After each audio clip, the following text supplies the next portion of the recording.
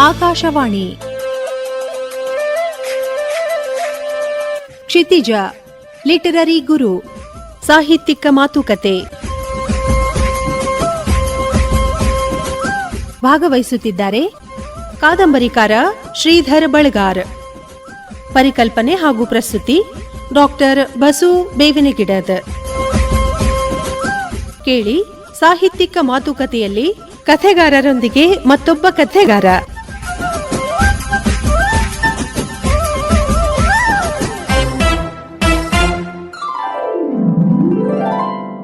ಆತ್ಮೀಯರೇ, ಕ್ಷಿತಿಜ ಸಾಹಿತ್ಯಿಕ ಮಾತುಕತೆಗಾಗಿ ನಮ್ಮೊಂದಿಗೆ ಈ ಹೊತ್ತು ಶ್ರೀಧರ್ ಬಳಗಾರ್ ಅವರಿದ್ದಾರೆ. ಒಬ್ಬ ಬಹಳಷ್ಟು ಪರಿಚಿತ ಹೆಸರಾಂತ ಕಥೆಗಾರರು, ಕಾದಂಬರಿಕಾರರು ಆದಂತಹ ಶ್ರೀಧರ್ ಬಳಗಾರರನ್ನ ಮಾತಾಡಿಸ್ಲಿಕ್ಕೆ ನಮಗೆ ಬಹಳ ಖುಷಿ. ಅವರು ಬಹಳ ಪ್ರೀತಿಯಿಂದ ಈ ಕನ್ನಡ ಸಾಹಿತ್ಯ ಸೀಮೆಯನ್ನು ವಿಸ್ತಾರ ಮಾಡ್ತಾ ಬಂದವರಲ್ಲಿ ಶ್ರೀಧರ್ ಬಳಗಾರರು ಕೂಡ ಒಬ್ರು. ಅಂತಹ ಶ್ರೀಧರ್ ಬಳಗಾರ್ ಅವರು ನಮ್ಮ ಸ್ಟುಡಿಯೋದಲ್ಲಿ. ನಮಸ್ಕಾರ ಶ್ರೀಧರ್ ಬಳಗಾರ್.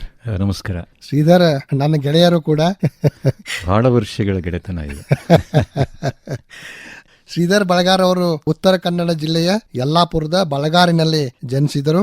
ಶ್ರೀಧರ್ ಅವರು 1995ರಲ್ಲಿ ಪ್ರಕಟವಾದ ಅಧೋಮುಖ ಅನ್ನುವಂಥ ಕಥಾ ಸಂಕಲನ ಅವ್ರದ್ದು. ಆವಾಗಿಂದ ಅವರ ಒಂದು ಈ ಕಥಾ ಪಯಣ ಶುರುವಾತಂತ ಅನ್ಬೋದು.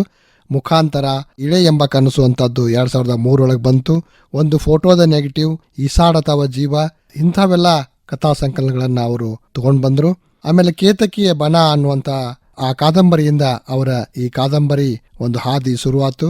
ಆಡುಕಳ, ಆಮೇಲೆ ಮೃಗಶಿರ ಅನ್ನುವಂತ ಕಾದಂಬರಿ, ಅದಕ್ಕೆ ಮಾಸ್ತಿ ಪ್ರಶಸ್ತಿ ಕೂಡ ಬಂತು. ರಥಬೀದಿ, ಕಾಲಪಲ್ಲಟ ಅನ್ನುವಂಥ ಅಂಕನ ಬರಹಗಳು. ಶ್ರೀಧರ್ ಬಳಗಾರ್ ಅವರ ಕಥೆಗಳು ಇಂಗ್ಲಿಷ್, ತಮಿಳು, ಉರ್ದು ಮುಂತಾದ ಕೆಲವು ಭಾಷೆಗಳಿಗೆ ಅನುವಾದಗೊಂಡಿವೆ. ಕರ್ನಾಟಕ ವಿಶ್ವವಿದ್ಯಾಲಯ ಧಾರವಾಡ, ಬೆಂಗಳೂರು ವಿಶ್ವವಿದ್ಯಾಲಯ, ಬೆಳಗಾವಿಯ ರಾಣಿ ಚೆನ್ನಮ್ಮ ವಿಶ್ವವಿದ್ಯಾಲಯ ಮುಂತಾದ ವಿಶ್ವವಿದ್ಯಾಲಯಗಳ ಪಠ್ಯಕ್ಕೆ ಇವರ ಕೆಲವು ಕಥೆಗಳು ಸೇರ್ಪಡೆ ಆಗ್ಯಾವ. ಕೆಲವು ಕಥೆಗಳನ್ನ ರಂಗರೂಪಕ್ಕೆ ಕೂಡ ಅಳವಡಿಸಲಾಗಿದೆ. ಶ್ರೀಧರ್ ಬಳಗಾರರಿಗೆ 3 ಸಲ ಕರ್ನಾಟಕ ಸಾಹಿತ್ಯ ಅಕಾಡೆಮಿ ಪ್ರಶಸ್ತಿ, ಶಿವಮೊಗ್ಗ ಕರ್ನಾಟಕ ಸಂಘದ UR ಅನಂತಮೂರ್ತಿ ಕಥಾ ಪ್ರಶಸ್ತಿ, ದ ರಾ ಬೇಂದ್ರೆ ಸಾಹಿತ್ಯ ಪುರಸ್ಕಾರ, ವಾರಂಬಳ್ಳಿ ಪ್ರತಿಷ್ಠಾನದ ಪ್ರಶಸ್ತಿ, ಉದಯೋನ್ಮುಖ ವರ್ಧಮಾನ ಸಾಹಿತ್ಯ ಪ್ರಶಸ್ತಿ, ಡಾಕ್ಟರ್ ಬೆಸಗರಹಳ್ಳಿ ರಾಮಣ್ಣ ಸಾಹಿತ್ಯ ಪ್ರಶಸ್ತಿ, ಅಮ್ಮ ಪ್ರಶಸ್ತಿ, ಬರಗೂರು ಪುಸ್ತಕ ಪ್ರಶಸ್ತಿ, ಹಿಂಗ ಹಲವು ಪುರಸ್ಕಾರಗಳು ಶ್ರೀಧರ್ ಬಳಗಾರರ ಕಥಾ ಒಂದು ಸೃಷ್ಟಿಯನ್ನ ಹುಡುಕೊಂಡು ಬಂದವ. ಇಂಥ ಒಬ್ಬ ಅಪರೂಪದ ಸೊಗಸಿನ ಕಾದಂಬರಿಕಾರ ಶ್ರೀಧರ್ ಬಳಗಾರ್, ಮತ್ತೊಮ್ಮೆ ನಮ್ಮ ಸ್ಟುಡಿಯೋಕ್ಕೆ ಸ್ವಾಗತ. ಎಲ್ಲ ಕೇಳುಗರ ಪರವಾಗಿ ನಿಮಗೆ ಅಭಿನಂದನೆಗಳು. ಧನ್ಯವಾದಗಳು. ನೀವು ಅಂದ್ರೆ ಉತ್ತರ ಕನ್ನಡ ಜಿಲ್ಲೆ ಇಂಥ ಅನೇಕ ಪ್ರತಿಭಾವಂತ ಕಥೆಗಾರರನ್ನ ಕೊಟ್ಟಂತಹ ಒಂದು ಜಿಲ್ಲೆ, ಆ ಪ್ರದೇಶ, ಆ ಸೀಮೆ. ಈ ಸೀಮೆಯ ಒಂದು ಆ ಅಸ್ಮಿತೆಯನ್ನ ಅಥವಾ ಆ ಸೀಮೆಯ ವಿಶಿಷ್ಟತೆಯನ್ನ ನೀವು ಕೂಡ ಕಟ್ಟಿಕೊಡ್ಬೇಕು. ಅಂದ್ರೆ ಅನೇಕ ಬರಹಗಾರರ ಜೊತೆಗೆ ಯಶವಂತ್ ಚಿತ್ತಾಲ್ ಇರ್ಬೋದು. ಅಂದ್ರೆ ಆ ರೀತಿ ನಿಮ್ಗೆ ಕಟ್ಕೊಡ್ಬೇಕಂತ ಯಾವಾಗ ಅನಿಸ್ಲಿಕ್ಕೆ ಶುರು ಆತಂತ ನಿಮ್ಮೊಳಗೆ? ನೀವು ಹೇಳಿದಾಗೆ ಆ ಜಿಲ್ಲೆಗೆ ಒಂದು ವಿಶಿಷ್ಟವಾದಂಥ ಒಂದು ಭೌಗೋಳಿಕ ಮತ್ತು ಸಾಂಸ್ಕೃತಿಕವಾದ ಕ್ಯಾನ್ವಾಸ್ ಇದೆ. ಉತ್ತರ ಕನ್ನಡ ಜಿಲ್ಲೆಯ ಕೆಲವು ತಾಲೂಕುಗಳು ಕರಾವಳಿಯ ಪ್ರಭಾವಕ್ಕೆ ಒಳಗಾದವು. ಅಲ್ಲಿಯ ಜೀವನ ಶೈಲಿ ಬೇರೆ, ಅಲ್ಲಿಯ ಭಾಷೆ ಒಂದು ಸ್ವಲ್ಪ ಭಿನ್ನವಾಗಿದೆ. ಮೇಲೆ ಬಂದರೆ ಮಲೆನಾಡುಗಳನ್ನ, ಅಲ್ಲಿಯ ಜೀವನ ಕ್ರಮವೂ ಕೂಡ ಬೇರೆ ಆಗಿದೆ. ಮತ್ತು ನಮ್ಮ ಜಿಲ್ಲೆಯ 2 ತಾಲೂಕುಗಳು ಮುಂಡಗೋಡು ಮತ್ತು ಹಳಿಯಾಳ, ಇವು ಬಯಲುಸೀಮೆಯ ಪ್ರಭಾವಕ್ಕೆ ಒಳಗಾದವು. ಹಾಗಾಗಿ ಉತ್ತರ ಕನ್ನಡ ಜಿಲ್ಲೆ ಅಂತಂದರೆ ಅದು ಸಾಂಸ್ಕೃತಿಕವಾದಂಥ ವೈವಿಧ್ಯಪೂರ್ಣವಾದಂಥ ಒಂದು ಸಮುಚ್ಚಯ ಅದು. ಹಾಗಾಗಿ ಈ 3 ಭಿನ್ನ ರೀತಿಯ ಸಾಂಸ್ಕೃತಿಕ ಎಳೆಗಳ ನೇಯ್ಗೆಯನ್ನು ಬಹುಶಃ ಉತ್ತರ ಕನ್ನಡದಲ್ಲಿ ಕಂಡಷ್ಟು ನಿಮಗೆಲ್ಲೂ ಕಾಣಕ್ಕೆ ಸಾಧ್ಯ ಇಲ್ಲ. ಈ 3 ಭಿನ್ನ ಭೌಗೋಳಿಕ ಮತ್ತು ಸಾಂಸ್ಕೃತಿಕ ಪ್ರದೇಶದಿಂದ ಬಂದವರು ಬೇರೆ ಬೇರೆ ಕಾರಣಕ್ಕಾಗಿ ಅವರು ಒಡನಾಡಿಗಳಾಗಿದ್ದಾರೆ, ತಮ್ಮನ್ನು ಹಂಚಿಕೊಂಡಿದ್ದಾರೆ, ವಿಚಾರಗಳನ್ನು ವಿನಿಮಯ ಮಾಡ್ಕೊಂಡಿದ್ದಾರೆ. ಜೀವನ ವಿಧಾನವೂ ಕೂಡ ಹಾಗೆ ಇದೆ. ಹಾಗಾಗಿ ಅದೊಂದು ರೀತಿ ಅತ್ಯಂತ ಸಂಯುಕ್ತಪೂರ್ಣವಾದಂಥ ಸಮುಚ್ಚಯ ಅಂತಲೇ ನಾನು ಕರೀತೇನೆ. ಅದು ಹಂಗಿರೋದು ಅಂದ್ರೆ ಒಂದು ಬಹುತ್ವ ಅನ್ನೋದು ಕೂಡ ಇಷ್ಟೆಲ್ಲ ಈ ಉತ್ತರ ಕನ್ನಡ ಜಿಲ್ಲೆಯೊಳಗೆ ಹೆಂಗೆ ಕಾಣ್ತದ ಅನ್ನೋದ್ರ ಪ್ರತೀಕ ಅಂತ. ಖಂಡಿತವಾಗಿ ನೀವು ಅಂದ್ರಲ್ಲ ಬಹುತ್ವ ಅನ್ನುವಂಥದ್ದು, ಆ ಸಾಂಸ್ಕೃತಿಕ ಬಹುತ್ವ ಅತ್ಯಂತ ಸಹಜವಾದ ರೀತಿಯಲ್ಲೇ ಈ ಜಿಲ್ಲೆಯ ಒಂದು ಸತ್ವವಾಗಿ ಪ್ರಕಟ ಆಗಿದೆ. ಅದು ಕತೆ ಕಾದಂಬರಿಯ ಮೂಲಕವಾಗಿ. ನೀವು ಉದಾಹರಣೆ ನೀವು ಹೇಳಿದ ಹಾಗೆ ಚಿತ್ತಾಲ್ರಿಂದನೂ ಅದು ಆರಂಭ ಆಗಿದೆ. ಆ ರೀತಿಯಾದಂಥ ಬಹುತ್ವದ ಒಂದು ಸಹಜವಾದಂಥದ್ದು ಆ ಜೀವನ ಕ್ರಮದಲ್ಲೇ ಇದೆ ಅಂತ ನಾನು ಭಾವಿಸಿದ್ದೇನೆ. ಅಂತ ಅನೇಕ ಈ ಕೆಲಸವನ್ನ ಗೌರೀಶ್ ಕಾಯ್ಕಿನಿ ಇರ್ಬೋದು, ಈ ಜಿಲ್ಲೆಯ ಅನೇಕ ಲೇಖಕರು ಅದನ್ನೆಲ್ಲ ಮಾಡಿದ್ದಾರೆ ಅಂತೆಲ್ಲರೂ ಮಾಡಿದ್ದಾರೆ. ಕಡಲು, ಕಾಡು ಮತ್ತು ಬಯಲು ಈ ಮೂರು ವಿಸ್ಮಯಗಳನ್ನು ಕೇವಲ ಇದು ಭೌತಿಕವಾದಂಥ ಆವರಣ ಮಾತ್ರ ಅಲ್ಲ ಆ ಕಥಾ ಜಗತ್ತಿಂದು, ಅದೊಂದು ಪ್ರತೀಕವಾಗಿ, ಅದೊಂದು ರೂಪಕವಾಗಿ, ಬೇಡ ಅಂದರೂ ಕೂಡ ಅವರ ಕಥೆಗಳಲ್ಲಿ ಬಿಟ್ಟು ಬರೆಯೋಕ್ಕೆ ಸಾಧ್ಯ ಇಲ್ಲ, ಅಷ್ಟರ ಮಟ್ಟಿಗೆ ಗಾಢವಾಗಿ ಅದು ಮಾಡಿದೆ. ಶ್ರೀಧರ್, ನೀವು ಸಣ್ಣವರಿದ್ದಾಗ ಅಂದರೆ ಎಂತೆಂಥ ಪ್ರಭಾವಕ್ಕೆ ಒಳಗಾದ್ರಿ? ಅಂದರೆ ಮನೆಯಲ್ಲಿ ವಾತಾವರಣ ಹೆಂಗಿತ್ತು, ನೀವು ಹುಟ್ಟಿದ್ದು ಎಲ್ಲಿ, ಅಂದ್ರೆ ಅದನ್ನು ತಿಳ್ಕೊಳ್ಬೇಕಂತ ಕುತೂಹಲ ಇರ್ತದೆ. ನಾನು ಹುಟ್ಟಿದ್ದು ಯಲ್ಲಾಪುರದ ಬಳಗಾರ ಅನ್ನುವಂಥ ಒಂದು ಗ್ರಾಮ. ನಾನು ಚಿಕ್ಕವನಿರಬೇಕಾದ್ರೆ ಆ ಹಳ್ಳಿಗೆ ಯಾವುದೇ ರೀತಿಯ ಆಧುನಿಕವಾದ ಸಂಪರ್ಕವೇ ಇರಲಿಲ್ಲ. ಬಸ್ ಬರ್ತಾ ಇರಲಿಲ್ಲ, ಪೋಸ್ಟ್ ಆಫೀಸ್ ಇರಲಿಲ್ಲ, ಇಲೆಕ್ಟ್ರಿಸಿಟಿ ಇರಲಿಲ್ಲ. ಹಾಗಾಗಿ ನಾವು ಸುಮಾರು ಒಂದು 7 ಕಿಲೋಮೀಟರ್ ದೂರ ನಡ್ಕೊಂಡ್ಬಂದು ಪೇಟೆಗೆ ಬರೋದಿದ್ರೆ, ಅಂದ್ರೆ ಯಲ್ಲಾಪುರಕ್ಕೆ ಬರಬೇಕಾದ್ರೆ ನೀವು ಒಂದು 7-8 ಕಿಲೋಮೀಟರ್ ನಡ್ಕೊಂಡು ಬರಬೇಕಾಗಿತ್ತು. ಒಂದು ಹಳ್ಳ ಇದ್ರೂ ಕೂಡ ಅದಕ್ಕೆ ಸೇತುವೆ ಇರಲಿಲ್ಲ. ಪ್ರಾಥಮಿಕ ಶಾಲೆ ಇತ್ತು, ಆದರೆ ಸರಿಯಾದ ರೀತಿಯಲ್ಲಿ ಅಲ್ಲಿ ಮಾಸ್ಟರ್ಗಳು ಬರ್ತಾ ಇರಲಿಲ್ಲ. ಹೀಗಾಗಿ ಅದು ಒಂದು ರೀತಿಯಲ್ಲಿ ಅದು ಕೊಂಪೆ ಅಂತ ಹೇಳಬಾರ್ದು, ಆದರೆ ಒಂದು ರೀತಿಯಲ್ಲಿ ಆ ಮುಗ್ಧತೆ ಮತ್ತು ಆಧುನಿಕತೆಯಿಂದ, ಆ ಪ್ರಭಾವದಿಂದ ದೂರ ಇದ್ದಂಥ ಒಂದು ಇದು. ಆದರೆ ನೀವೊಬ್ಬ ಕಥೆಗಾರರಾಗಿದ್ದರಿಂದ ನಮ್ಮ ಅದೃಷ್ಟ ಏನು ಅಂತಂದರೆ, ಈ ರೀತಿಯಾದಂಥ ಆಧುನಿಕ ಸಂಪರ್ಕ ಇಲ್ಲದೇ ಇರುವಂಥ ಒಂದು ಊರಿಗೆ ಅಲ್ಲಿ ಬದುಕುವಂಥ ಜನರಿಗೆ ಬೇಕಾದಂಥ ವಸ್ತುಗಳನ್ನು ಕೊಡೋದಕ್ಕೆ, ಮನೋರಂಜನೆ ಮಾಡೋದಕ್ಕೆ ಅನೇಕ ಅಲೆಮಾರಿಗಳು ಬರ್ತಾ ಇದ್ರು. ಶೃಂಗೇರಿ ಕಡೆಯಿಂದ ಬರ್ತಾ ಇರುವಂಥ ಸುಡುಗಾಡ ಸಿದ್ಧರು, ಅವರು ಜಾದೂ ಮಾಡ್ತಾ ಇದ್ರು. ಹಾನಗಲ್ಲಿಂದ ಹಾರ್ಮೋನಿಯಮನ್ನು ನುಡಿಸುವಂಥವರು ಬರ್ತಾ ಇದ್ರು. ಆಮೇಲೆ ಗೊಲ್ಲರು ಅಂತ ಹೇಳ್ತೀವಲ್ಲ, ಹಾವಾಡಿಗರು, ಅವರು ಹಾವನ್ನು ತೋರಿಸಿ ನಮಗೆ ಮನೋರಂಜನೆ ಕೂಡ ಬರ್ತಾ ಇದ್ರು. ಇಲ್ಲೇ ಸಮೀಪದ ಕಲಗಟ್ಟಿಗೆ ಇದೆಯಲ್ಲ, ಅಲ್ಲಿಂದ ಕುದುರೆ ಮೇಲೆ ನಮಗೆ ಯಾವುದೋ ಒಂದು ಜಾನಪದ ಲೋಕದಿಂದ ಬಂದ ಹಾಗೆ ಕಾಣುವಂಥದ್ದು, ಕುದುರೆ ಸವಾರಿ ಮೇಲೆ ಬಂದು ನಮಗೆ ದಿನಸುಗಳನ್ನು, ಎಲ್ಲ ವಸ್ತುಗಳನ್ನು ಮಾರಾಟ ಮಾಡೋರು ಬರ್ತಾ ಇದ್ರು. ಹೀಗೆ ಸಾಂಸ್ಕೃತಿಕವಾದಂಥ ಬಹುತ್ವ ಆ ಪರಿಸರದಲ್ಲಷ್ಟೇ ಅಲ್ಲ, ಆ ಪಾತ್ರಗಳ ಮೂಲಕವೂ ಕೂಡ ತನ್ನಿಂತಾನೇ ಪರಿಚಯ ಶುರುವಾಯಿತು. ಮತ್ತು ಹಾಗೆ ಬಂದು ಅವ್ರು ಹೋಗ್ತಾ ಇರಲಿಲ್ಲ, ಅಲ್ಲೇ ನಮ್ಮಲ್ಲಿ ಉಳ್ಕೊಂಡು ಅವ್ರು ಅನೇಕ ಸುದ್ದಿಗಳನ್ನು ಹೇಳ್ತಾ ಇದ್ರು, ಕಥೆಗಳನ್ನು ಹೇಳ್ತಾ ಇದ್ರು. ಹೌದು, ನಮಗೆ ಹೊರ ಜಗತ್ತಿನ ಯಾವ ಸಂಪರ್ಕವೂ ಇಲ್ಲದಂಥ ಕಾಲದಲ್ಲಿ ಅವ್ರು ಹುಬ್ಬಳ್ಳಿ ಬಗ್ಗೆ ಏನೋ ಕತೆ ಹೇಳ್ತಾ ಇದ್ರು, ಹಾನಗಲ್ ಬಗ್ಗೆ ಹೇಳ್ತಾ ಇದ್ರು. ಹೀಗೆ ಬೇರೆ ಬೇರೆ ಕೆಲಸಗಳನ್ನು ಹುಡುಕೊಂಡು ಬಂದಂಥ ಈ ಒಂದು ವೃತ್ತಿ ಜೀವನವನ್ನು ಸಾಗಿಸ್ಕೊಂಡು ಹೋಗೋದಕ್ಕೆ ಬಂದಂಥವರ ಕತೆಗಳು ಕೂಡ ಬೇರೆ ಇರ್ತಿತ್ತು. ಬಂದಂಥವರು ಕೆಲಸ ಮಾಡೋದು ಅಥವಾ ಸ್ವಲ್ಪ ದಿವಸ ಅಲ್ಲಿ ವ್ಯಾಪಾರ ಮಾಡ್ಕೊಂಡು ಉಳ್ಕೊಳ್ತಿದ್ರು. ಅವರಿಗೆ ಸ್ಪೆಷಲ್ ಆದಂಥ ಒಂದು ಬಿಡಾರ ಅಂತ ಇರ್ತಿತ್ತು. ಆದರೆ ಅನೇಕರು ಬಂದಂಥ ಕೆಲಸಗಾರರು ನಮಗೆ ಹೊರಗಿನಿಂದ ನೋಡಿದ್ದಕ್ಕೆ ಅವರ ಒಂದು ಅತ್ಯಂತ ಚೆಂದಾಗಿರುವಂಥ ದಾಂಪತ್ಯ ಅಂತ, ಆದರೆ ಹಾಗಿರ್ತಾ ಇರಲಿಲ್ಲ. ಅವರೆಲ್ಲ ಪ್ರೇಮಿಗಳಾಗ್ತಾ ಇದ್ರು. ಕತೆಗೆ ಮತ್ತು ಕಾದಂಬರಿಗೆ ಈ ರೀತಿ ನುಗುವಾಡವಾದಂಥ ಹೊರಗೆ ದಾಂಪತ್ಯ ಅಂತ ಅನ್ನಿಸ್ಕೊಂಡದ್ದು, ಒಳಗೆ ಒಂದು ಉತ್ಕಟವಾದಂಥ ಪ್ರೇಮಿಗಳಾಗಿ ಬದುಕುವಂಥ ರೀತಿ ಲೀಲೆ ಇದೆಯಲ್ಲ, ಅದಕ್ಕಿಂತ ದೊಡ್ಡದಾದ ವಸ್ತು ನಿಮಗೇನು ಬೇಕು? ಇವೆಲ್ಲ ನನಗೆ ಆ ಕಾಲದ ಬೆಳಗಿನ ಅನೇಕ ಅಂಶಗಳು ಇದು. ಆಮೇಲೆ ನೀವು ಕಲಕಟ್ಟಿ ಹೆಸರು ಹೇಳಿದ್ರಿ. ನಿಮ್ಮ ಅಮೃತ ಪಡಿ ಆ ಸಂಕಲನದಲ್ಲಿ ಆ ಕಲಕಟ್ಟಿಯಿಂದ ಎಮ್ಮೆ ಆಕಳ ತೊಗೊಂಡೋಗೋದು, ಅಂದ್ರೆ ಇಲ್ಲಿಂದ ಹೊಡ್ಕೊಂಡು ಹೋಗೋದು, ಆ ಥರ ಎಲ್ಲ ವಿವರಗಳು ಬರ್ತವೆ. ಹೌದು ಹೌದು. ನಮಗೆ ನಾವು ಉತ್ತರ ಕನ್ನಡ, ಕಾರವಾರ ನಮ್ಮ ಕೇಂದ್ರ ಪ್ರದೇಶವಾದರೂ ಕೂಡ, ಅದಾದರೂ ನಮಗೆ ಸಂಪರ್ಕ ಇದ್ದದ್ದು ಹುಬ್ಬಳ್ಳಿ ಧಾರವಾಡ. ನೀವು ಕಾರವಾರಕ್ಕೆ ಜಾಸ್ತಿ ಹೋಗ್ತಿರ್ಲೇ ಇಲ್ಲ. ಕಾರವಾರ ನೋಡೋಕ್ಕಿಂತ ಮುಂಚೆ ಹುಬ್ಬಳ್ಳಿ ಧಾರವಾಡಕ್ಕೆ ನಾವು ಬರ್ತಿದ್ವಿ, ನೋಡ್ತಾ ಇದ್ವಿ. ಅದಕ್ಕೆ ಕಾರಣ ಅಂತಂದ್ರೆ ನಿಮ್ಮ ಆಕಾಶವಾಣಿಯ ಕಾರಣ. ನಾವು ಬೇಂದ್ರೆಯನ್ನ ಮೊದಲು ಕೇಳಿದ್ದು ಆಕಾಶವಾಣಿ ಮೂಲಕವಾಗಿ. ನಮ್ಮಲ್ಲಿ ಈ ಧಾರವಾಡದ ಕೇಂದ್ರದಿಂದ ವಾರ್ತೆ ಕೇಳೋದಾಗಲಿ, ಕೃಷಿ ರಂಗ ಕೇಳೋದಾಗಲಿ, ಗಿಳುವಿಂಡು ಅಂತ ಕಾರ್ಯಕ್ರಮ ಆಗಲಿ, ಆವಾಗ ಬರ್ತಾ ಇರುವಂಥ ಕೆಲವು ಹಾಡುಗಳಾಗಿರಲಿ, ಹಾಗಾಗಿ ನಮಗೆ ಈ ಆಕಾಶವಾಣಿ ಮೂಲಕವಾಗಿ ಧಾರವಾಡ ಮೊದಲು ಪರಿಚಯ. ಆವಾಗ ಯೂನಿವರ್ಸಿಟಿ ಕಡಿಮೆ ಇದ್ದಾಗ ಧಾರವಾಡ ಯೂನಿವರ್ಸಿಟಿನೇ ಆಗಿತ್ತು ನಮಗೆ ಇಲ್ಲಿ. ಹೀಗೆ ನಮಗೆ ಒಂದು ರೀತಿಯಲ್ಲಿ ಉತ್ತರ ಕನ್ನಡ ಜಿಲ್ಲೆ ಮತ್ತು ಧಾರವಾಡ ಅಂತಂದರೆ ಅದಕ್ಕೆ ಒಂದು ಸಂಗೀತದ, ಸಾಹಿತ್ಯದ, ಆಕಾಶವಾಣಿ ಅಂತದ್ದು ಈ ರೀತಿಯಾದಂಥ ಸಂಬಂಧ ಇತ್ತು ನಮಗೆ. ನಮ್ಮಲ್ಲಿರುವಂಥ ಅನೇಕ ಈ ಹಿಂದೂಸ್ತಾನಿ ಶಾಸ್ತ್ರೀಯ ಸಂಗೀತಗಾರರು 2-3 ತಲೆಮಾರಿನವರು ಇದ್ದಾರಲ್ಲ, ಅವೆಲ್ಲ ಗುರುಗಳು ಇಲ್ಲವರೇ. ಹೌದು, ಈ ರೀತಿಯ ಸಂಪರ್ಕಗಳಿತ್ತು. ಈಗ ರಾಜ್ಗುರು ಆಗಲಿ, ಮನ್ಸೂರ್ ಆಗಲಿ, ಗಂಗೂಬಾಯಿ ಆಗಲಿ, ನಮಗೆ ಅವರು ನಮ್ಮ ಮನೆಯ ಒಂದು ರೀತಿಯ ಸದಸ್ಯರಾಗಿಬಿಟ್ಟಿದ್ರು ಆಕಾಶವಾಣಿ ಮೂಲಕವಾಗಿ. ಬೇಂದ್ರೆ ನಾವು ನೋಡೋಕ್ಕಿಂತ, ಪಠ್ಯದಲ್ಲಿ ನೋಡೋಕ್ಕಿಂತ ಬೇಂದ್ರೆ ಹಾಡುಗಳು, ಅದರ ಸಂದರ್ಶನ ಇತ್ಯಾದಿಯಾಗಿ ನಮಗೆ ಆಕಾಶವಾಣಿ ಮೂಲಕ ಗೊತ್ತಾಗ್ತಿತ್ತು. ಹೀಗೆ ನಮಗೆ ಧಾರವಾಡ ತುಂಬ ಹೃದಯಕ್ಕೆ ಹತ್ತಿರವಾದಂಥ ಒಂದು ಸಂಸ್ಕೃತಿ ನಗರ ಅದು. ಕೊಡುವುದೇನು ಕೊಂಬುದೇನು ಒಲವು ಸ್ನೇಹ ಪ್ರೇಮ, ಹೊರಗೆ ಬರಿದು ಒಳಗೆ ಬಲಿದು, ಹೊರಗೆ ಬರಿದು ಒಳಗೆ ಬಲಿದು ಇದ್ದವರಿಗೆ ನೇಮ, ಕೊಡುವುದೇನು ಕೊಂಬುದೇ ಒಲವು ಸ್ನೇಹ ಪ್ರೇಮ. ಬೇಂದ್ರೆ ಪದ್ಯಗಳನ್ನೆಲ್ಲ ಓದ್ತಾ ಇದ್ರಿ ನೀವು? ಓದ್ತಾ ಇದ್ವಿ. ಬಟ್ ಆ ಬೇಂದ್ರೆ ಪದ್ಯಗಳನ್ನ ಆಕಾಶವಾಣಿ ಮೂಲಕ ಬಂದಾಗ ಮತ್ತೆ ನಮಗೆ ಆಕಾಶವಾಣಿ ಜೊತೆಗೆ ನಮ್ಮ ಪಠ್ಯದಲ್ಲಿ ಬೇಂದ್ರೆ ಪದ್ಯಗಳಿರ್ತಿದ್ವು. ಹಾಗಾಗಿ ಧಾರವಾಡಕ್ಕೆ ಬಂದ ಮೇಲೆ ಅವರನ್ನು ಜೀವಂತವಾಗಿ ಎಲ್ಲೋ ಸಂತೆಯಲ್ಲಿ ನೋಡೋದು, ಸಾಧನ ಕೆರೆಯಲ್ಲಿ ಎಲ್ಲೋ ಟಾಂಗ ಹತ್ಕೊಂಡು ಬರ್ತಾ ಇದ್ದಾಗ ನೋಡೋದು, ಇದು ನಮಗೆ ದೊಡ್ಡದಾದಂಥ ಬೆರಗು. ಹೌದು. ಅಂದ್ರೆ ಧಾರವಾಡ ಅನ್ನೋದು ಒಂದು ದೊಡ್ಡ ಆಕರ್ಷಣೆ ಆಗಿತ್ತಂತೆ ನಿಮ್ಮ ಬಾಲ್ಯದಲ್ಲಿ? ಖಂಡಿತ. ನಮಗೆ ಧಾರವಾಡವನ್ನ ನೀವು ಅಲ್ಲಿಂದ ಡಿಲೀಟ್ ಮಾಡಿಬಿಟ್ರೆ ನಮ್ಮ ಜೀವನದ ಬಹಳ ದೊಡ್ಡ ಭಾಗನೇ ಕಳಚಿ ಹೋದ ಹಾಗೆ.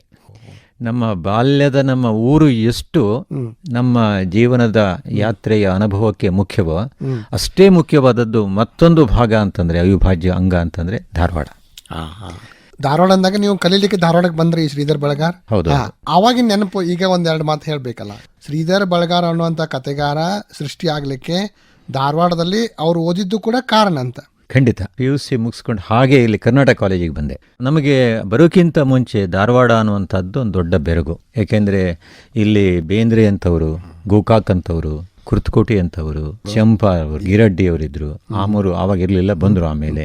ಹೀಗೆ ನಮಗೆ ಇಲ್ಲಿ ಸಾಹಿತ್ಯದ ದೊಡ್ಡ ಸಂತೆನೇ ಇತ್ತು ಇಲ್ಲಿ. ಅದು ಒಂದು ಬೆರಗು ನಮಗೆ.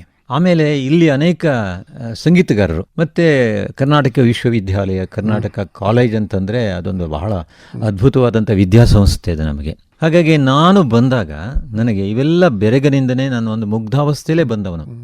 ಇದನ್ನೆಲ್ಲ ನೋಡಿದಾಗೆ ಸುಮ್ಮನೆ ಅರ್ಥ ಆಯ್ತೋ ಬಿಟ್ಟೋ, ಒಂದು ರೀತಿಯ ಬೆರಗಿನಲ್ಲೇ ಒಂದು ವರ್ಷ ನಾನು ಧಾರವಾಡದಲ್ಲಿ ಅಲ್ಲಲ್ಲಿ ಬಸ್ ಸ್ಟ್ಯಾಂಡ್ನಲ್ಲಿ, ಅಲ್ಲಲ್ಲಿ ಕಾರ್ಯಕ್ರಮಗಳಲ್ಲಿ, ವಿದ್ಯಾವರ್ಧಕ ಸಂಘದಲ್ಲಿ, ಜೊತೆಗೆ ವಿದ್ಯಾವರ್ಧಕ ಸಂಘದಲ್ಲಿ ಅನೇಕ ಕಾರ್ಯಕ್ರಮಗಳು, ಸಾಹಿತ್ಯದ ಕಾರ್ಯಕ್ರಮಗಳು ನಡೀತಾ ಇದ್ವು.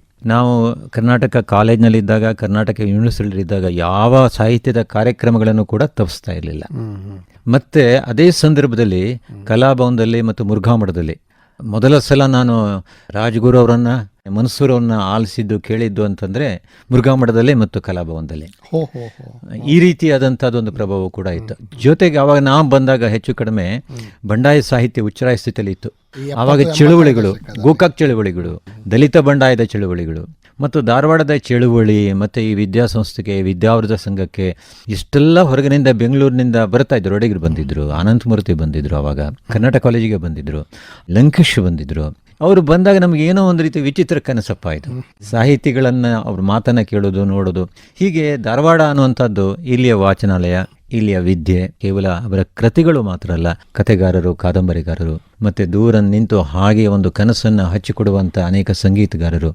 ಹಾಗಾಗಿ ನಮಗೆ ಧಾರವಾಡ ಅಂತಂದರೆ ಆಧುನಿಕ ಸಂಪರ್ಕವಿಲ್ಲದಂಥ ಒಂದು ಕಾಡಿನಲ್ಲಿ ಒಂದು ಅನಾಮಿಕರಾಗಿ ಬದುಕದಂಥ ಒಂದು ಮನುಷ್ಯರಾಗಿದ್ವಿ ಅಲ್ಲ, ಇಲ್ಲೊಂದು ದೊಡ್ಡ ಬಿಡುಗಡೆ, ಒಂದು ದೊಡ್ಡ ಸಂಭ್ರಮ, ಹೌದು, ಹೊಸ ದಿಕ್ಕನ್ನು, ಹೊಸ ಬೆಳಕನ್ನು, ಹೊಸ, ನೀವು ಕ್ಷಿತಿಜ ಅಂತ ಬರೆದ್ರಲ್ಲ, ಅದು ನಮಗೆ ಇಲ್ಲಿ ಕಾಣೋದಕ್ಕೆ ಶುರುವಾಯಿತು. ಹಾಗಾಗಿ ಧಾರವಾಡ ಅಂತ ಖಂಡಿತವಾಗಿಯೂ ನನ್ನ ಓದು, ನನ್ನ ಬರವಣಿಗೆಗೆ ಮತ್ತು ನನಗೆ ಅನ್ನ ಕೊಟ್ಟಂಥ ಸಂಸ್ಥೆ ಕೂಡ ಇಲ್ಲೇ.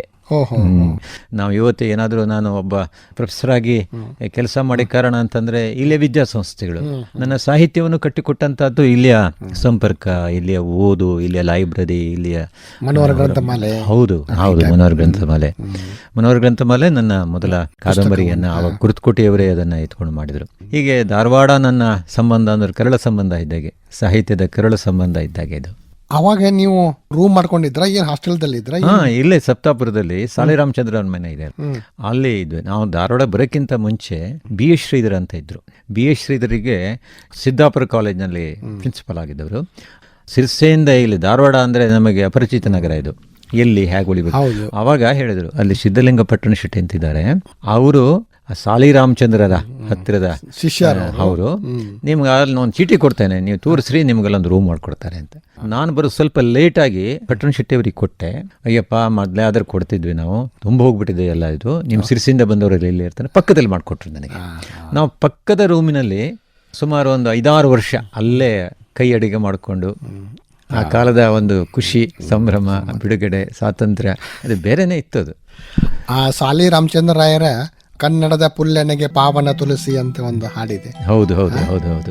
ಕನ್ನಡದ ನೆಲದ ಹಸಿರೆನಗೆ ಪಾವನ ತುಳಸಿ, ಪಾವನ ತುಳಸಿ.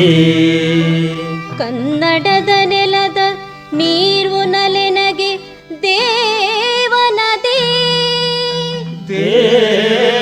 ದೊಳಗೆ ಕನ್ನಡದ ನೆಲದ ಕಲ್ಲೆನಗೆ ಸಾಲಿಗ್ರಾಮದಂತೆ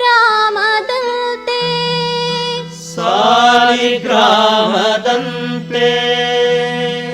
ಕನ್ನಡಂ ದೈವಮೇ ಕನ್ನಡದ ಶಬ್ದಮೆನಗೋಂಕಾರ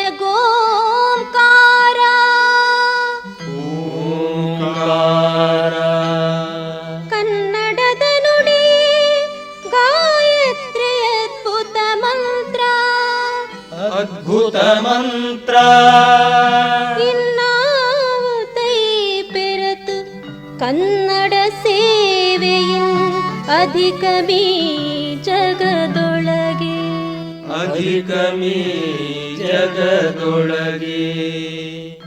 ಎಷ್ಟು ಚಂದ ಎಲ್ಲ ಅವರ ಕನ್ನಡದ ಅಭಿಮಾನವನ್ನ ಕಟ್ಟಿಕೊಟ್ರಂತ ಆಗಿನ. ಹೌದು, ಅವರು ದಿನಕ್ಕೆ 2 ಸಲ ನಮ್ಮ ರೂಮಿನ ಎದುರುಗಡೆನೆ ಸಪ್ತಾಪುರ ಫಸ್ಟ್ ಕ್ರಾಸಿಂದ ವಾಕಿಂಗ್ ಮಾಡ್ಲಿಕ್ಕೆ ಹೋಗ್ತಾ ಇದ್ರು. ಅವ್ರ ಜೊತೆಗೆ ಒಮ್ಮೊಮ್ಮೆ ಸಿದ್ದಿಂಗ್ ಫಟಶೆಟ್ಟಿ ಯಾರು ಬಂದವರು ಇರ್ತಾ ಇತ್ತು. ಹೀಗೆ ಬಾಕೊಂಡು ಸಣ್ಣ ಹೆಜ್ಜೆ ಹಾಕ್ಕೊಂಡು ಸಾಹಿತ್ಯದ ಬಗ್ಗೆ ಮಾತಾಡ್ತಾ ಹೋಗುವಂಥ ಚಿತ್ರ ಇವತ್ತು ನನ್ನ ಕಣ್ಮುಂದೆ ಇದೆ. ನನ್ನದು ನಾಡು ಕನ್ನಡ ನಾಡು ಅನ್ನವ ನೀಡುವ ತಾಯ್ನಾಡು ನನ್ನದು ನಾಡು ಕನ್ನಡ ನಾಡು ಅನ್ನವ ನೀಡುವ ತಾಯ್ನಾಡು ತಂದೆಯ ನಾಡು ಕುಂದದ ನಾಡು ಬಂಧುರವಾದ ಭಟರಾಡು ತಂದೆಯ ನಾಡು ಕುಂದದ ನಾಡು ಬಂಧುರವಾದ ಭಟರಾಡು ನನ್ನದು ನಾಡು ಕನ್ನಡ ನಾಡು ಅನ್ನವ ನೀಡುವ ತಾಯ್ನಾಡು. ಆ ಚಿತ್ರ ನೀವು ಎಂದು ಅಳಿಸ್ಲಾಕ್ ಸಾಧ್ಯ ಇಲ್ಲ. ಇಲ್ಲ, ಅವಾಗ ಮೊಕಾಶಿ ಅವರನ್ನು ಭೇಟಿ ಆಗೋದಕ್ಕೆ ಬರ್ತಾ ಇದ್ರು. ಹೀಗೆ ಬೇರೆ ಬೇರೆ ಜನ ಬರ್ತಾ ಇದ್ರು. ಆಗ ನಾವು ಸುಮ್ಮನೆ ಇಣಕ್ಕೆ ನೋಡೋದು ಕಿಟಕಿಯಿಂದ, ಯಾರು ಬಂದಿದ್ದಾರಪ್ಪ ಅಂತ. ಅಂದರೆ ಅದೊಂದು ರೀತಿಯ ಕನಸು, ಬೆರಗು, ವಿಸ್ಮಯ, ನಾನು ಆಗಬೇಕು ಅನ್ನುವಂಥ ಒಂದು ಅಪೇಕ್ಷೆ, ಇದಕ್ಕೆಲ್ಲ ಒಂದು ಬೀಜಪ್ರಾಯವಾದಂಥ ಒಂದು ಏನೋ ನಮ್ಮಲ್ಲಿ ಹುಟ್ಟಿಸಿದ್ದು ಆ ಕಾಲ. ಶಂಕರ್ ಮೊಕಾಸಿ ಪೊಣೇಕರ್ ಅವರು ನಾವು ಯೂನಿವರ್ಸಿಟಿ MA ಓದು ಮುಂದೆ ನಮಗೆಲ್ಲ ಪಾಠ ಮಾಡ್ತಾ ಇದ್ರು. ಹೌದು ಹೌದು ಹೌದು, ನೋಡು ಅವಾಗೆಲ್ಲ ಎಂತೆಂತ ದಿಗ್ಗಜರೆಲ್ಲ ನಮಗೆ ಪಾಠ ಮಾಡಿದ ಒಂದು ಆ ಪುಣ್ಯ ಇದೆ ಅಂತ ನಮಗೆಲ್ಲ. ಇದೆ. ಹೌದು ಹೌದು, ಗಿರೆಡ್ಡಿಯವರಿದ್ರು, ಚಂಪಾರವರು, ಚೆನ್ನಿಯವರು ಪಾಠ ಮಾಡಿದ್ದಾರೆ ನನಗೆ. ಕರ್ನಾಟಕ ಕಾಲೇಜ್ನಲ್ಲಿ ವೀಣಾ ಶಾಂತೇಶ್ವರ್ ಅವರು ಪಾಠ ಮಾಡಿದ್ರು. ಈ ರೀತಿಯಾದಂಥ ಒಂದು ಅದ್ಭುತ ಆಶ್ಚರ್ಯ ಅನಿಸುವಂಥ ಒಂದು ಕನಸನ್ನ ಕಟ್ಟಿಕೊಟ್ಟಂಥ ಈ ಹಳೆಯ ಧಾರವಾಡದ ಒಂದು ಸಾಂಸ್ಕೃತಿಕ ಒಂದು ಜಗತ್ತಿತ್ತಲ್ಲ, ಅದನ್ನ ನೆನಪು ಮಾಡ್ಕೊಳ್ತಾ ಈ ಸದ್ಯದನ್ನ ನೋಡಿದ್ರೆ ಅದನ್ನ ಕೇಳ್ಬೇಕು ಆತಂಕ ಆಗ್ತದೆ ನನಗೆ. ಇದು ಯಾಕೆ ಹಿಂಗಾಗ್ತಿರಿ? ಯಾಕೆಂದ್ರೆ ಧಾರವಾಡದಲ್ಲಿ ನಾವೆಲ್ಲ ಇದ್ದಂಥವ್ರು ಎಷ್ಟೋ ಜನ ಊರು ಬಿಟ್ಟು ಹೋದ್ರು, ಎಷ್ಟೋ ಜನ ತೀರ್ಕೊಂಡ್ರು. ಆಗ್ಲಿ ತೀರ್ಕೊಳ್ಳೋದು ಅಂದ್ರೆ ಸಹಜ, ಒಮ್ಮೆಲೆ ಅದ್ರ ಜಾಗದಲ್ಲಿ ಬರಲಿಲ್ಲ ಅಂತ ನಾನು. ಯಾಕೆ ಇದ್ರ ಏನ್ ಕಾರಣ ಅದಕ್ಕೆ? ಅಲ್ಲಿ ನನಗನ್ಸೋ ಮಟ್ಟಿಗೆ ಅವರ ಕಾಲದಲ್ಲಿ ಕುರುತ್ಕೋಟಿ, ಆಮೂರು, ಗಿರಡ್ಡಿ ಅವರ ಕಾಲದಲ್ಲಿ ಅವರ ಸಮಕಾಲೀನ ಅದೇ ರೀತಿಯಾದಂಥ ಒಂದು ಸಾಹಿತ್ಯದ ಮುಂದಿನ ತಲೆಮಾರಿನವರು ನಾನು ಕಾಣಲಿಲ್ಲ. ನಾವು ಎಲ್ಲಿ ಫೇಲ್ ಆದೀವಂತ ಅಂದ್ರೆ ಆ ತರ ಶಿಕ್ಷಕರು ಅದನ್ನ ಕಟ್ಟಿ ಕೊಡ್ಲಿಕ್ಕೆ ನಾವು ಸೊತ್ತಿದ್ದೇವೇನು ಗೊತ್ತಿಲ್ಲ ನನಗೆ. ಅದು ಯಾಕೆ ಹಾಗಾದೆ ಅಂತ ಗೊತ್ತಿಲ್ಲ. ಅಥವಾ ಇಲ್ಲ ಧಾರವಾಡದಲ್ಲಿ ಇದ್ದವರು ಬಹುಶಃ ಒಳ್ಳೆಯ ಬರಹಗಾರರು ಬೇರೆ ಕಡೆಗೆ ಉದ್ಯೋಗಕ್ಕೆ ಹೋಗಿದಾರೋ, ಅಥವಾ ಧಾರವಾಡ ಅನ್ನುವಂಥದ್ದು ಈ ಕಲೆ ಸಾಹಿತ್ಯದಿಂದ ನಿಧಾನವಾಗಿ ಕಮರ್ಷಿಯಲೈಸೇಷನ್, ಕಾಮಿಡಿಫಿಕೇಶನ್ ಬರೀ ಧಾರವಾಡದಷ್ಟೇ ಅಲ್ಲ, ಎಲ್ಲ ಊರುಗಳ ಎಲ್ಲ ಕಡೆಗಾಗಿದೆ. ಹಾಗಾಗಿ ನನಗೆ ಗಿರಡ್ಡಿಯವರ ನಂತರ ಯಾರಾದರೂ ಒಬ್ಬ ಸಮರ್ಥ ವಿಮರ್ಶಕರನ್ನ ಧಾರವಾಡದಲ್ಲಿ ಹೆಸರಿಸಪ್ಪ ಅಂತ ನಾನು ಸ್ವಲ್ಪ ಆತಂಕಕ್ಕೆ ಬೀಳ್ತೀನಿ. ಉತ್ತರ ಕೊಡೋಕ್ಕಾಗೋದಿಲ್ಲ ನನಗೆ. ಅಂದ್ರೆ ನಮ್ಮ ಈ ಹೊಸ ಪೀಳಿಗೆಯನ್ನ ಅದನ್ನ ಬೆಳೆಸುವಲ್ಲಿ ಇನ್ನಷ್ಟು ನಾವು ಸಬಲರಾಗಬೇಕಾಗಿತ್ತು. ಇದು ಬಹುಶಃ ಈ ಕಾಲದ ಒಂದು ಚಲನೆಯಲ್ಲಿ ಒಂದೊಂದು ಪ್ರದೇಶದಲ್ಲಿ ಈ ರೀತಿಯಾದಂಥ ಒಂದು ನಿರ್ವಾತ ಮತ್ತು ಪುನಃ ತುಂಬಿಕೊಳ್ಳುವಂಥದ್ದು ಅದೊಂದು ಪ್ರಕ್ರಿಯೆ ಬಹುಶಃ ಎಲ್ಲ ಕಾಲದಲ್ಲಿ ಎಲ್ಲ ಪ್ರದೇಶದಲ್ಲಿ ನಡೆಯುವಂಥ ಒಂದು ಸಹಜವಂಥದ್ದು.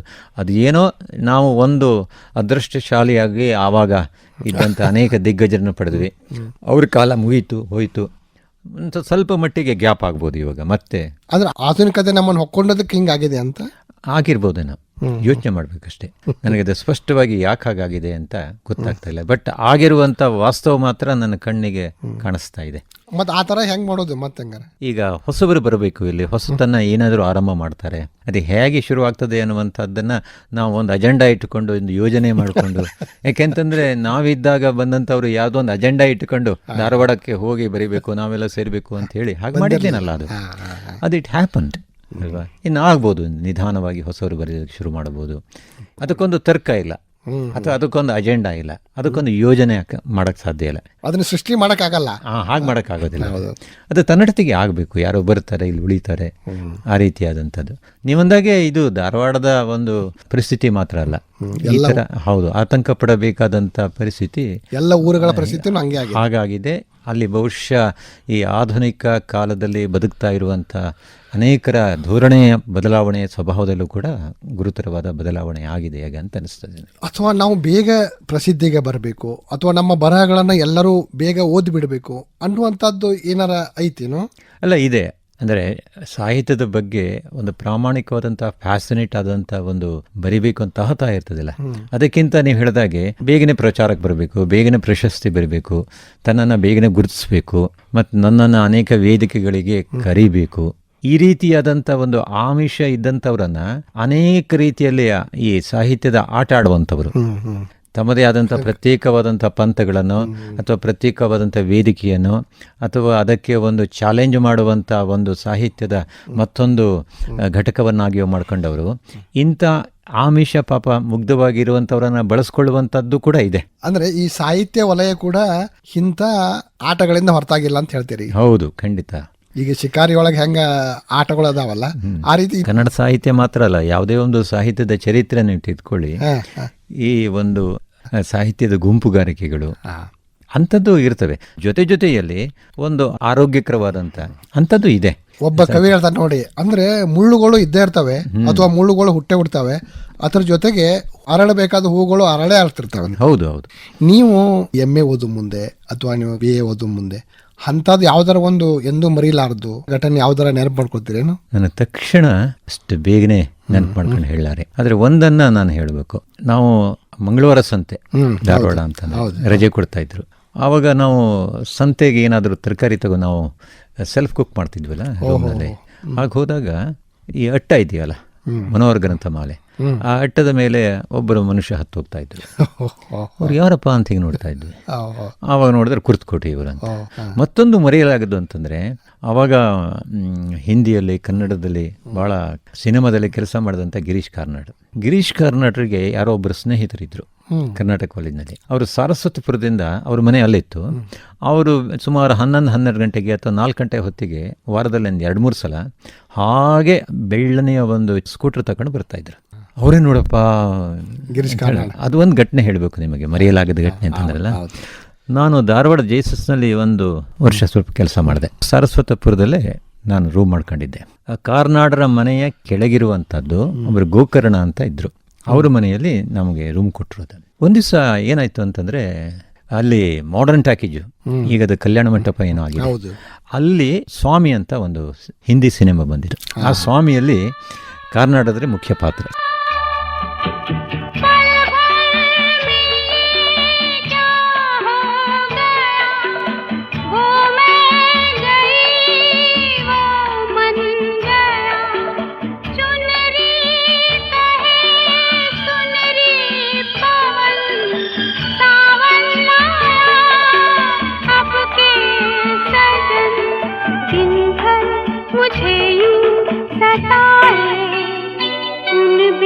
अब तो रहा नहीं जा,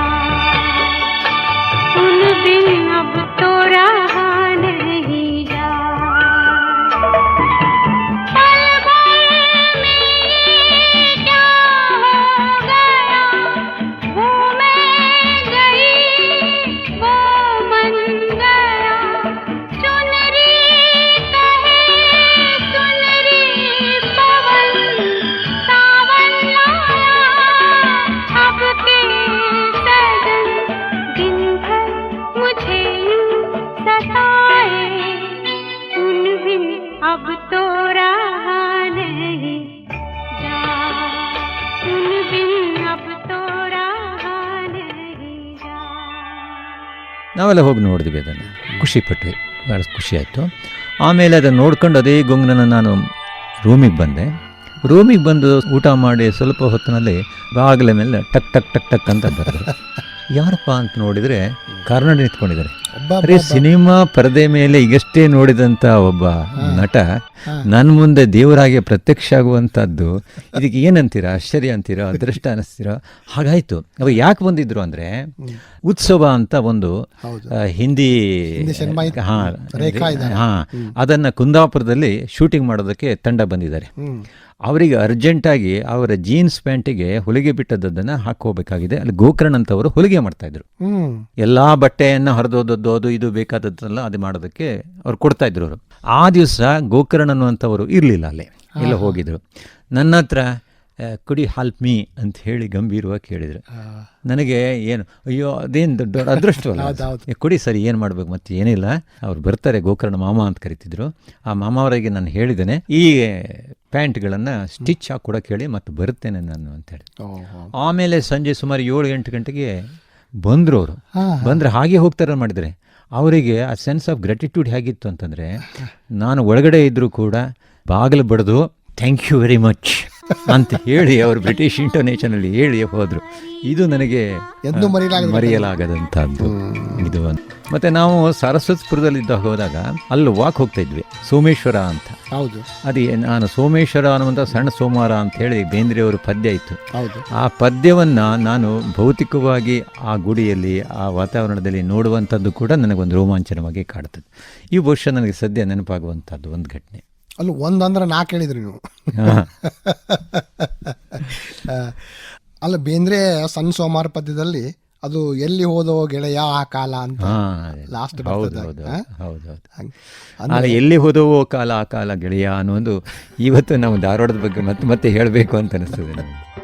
ಶ್ರಾವಣ ಬಂತು ಕಾಡಿಗೆ, ಬಂತು ನಾಡಿಗೆ, ಬಂತು ಬೀಡಿಗೆ,